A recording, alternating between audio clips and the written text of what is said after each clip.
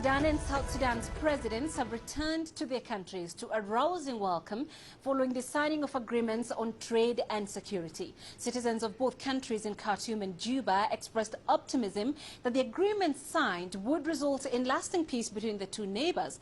Meanwhile, the United Nations Security Council called the oil deals a major breakthrough for the establishment of peace. Carol Oyola reports. A rousing welcome.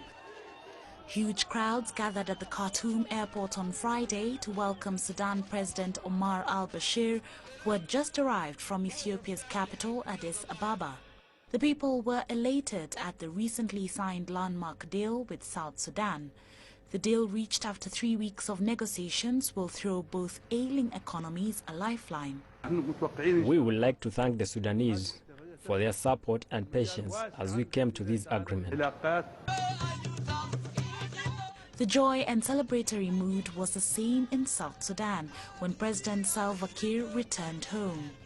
The deal allows South Sudan to restart oil production. It will also prevent a resumption of fighting that broke out along the frontier in April. Defense ministers of both countries signed another deal to set up a demilitarized buffer zone along the joint border.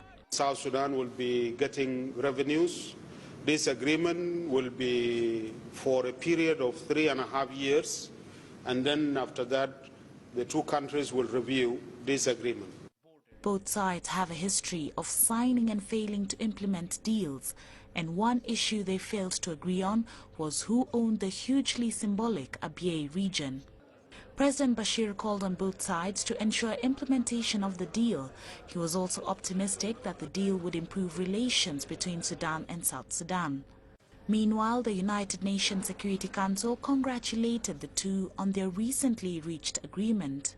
These agreements represent a major breakthrough for the establishment of peace, stability and prosperity in both Sudan and South Sudan, and give cause for genuine hope that the peoples of these two countries will realize the fruits of lasting peace and friendship.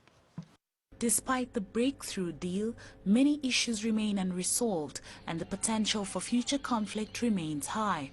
The rival Sudans both harbor suspicions that they are supporting insurgents in each other's countries, and the border is yet to be drawn. Carol Oyola, CCTV.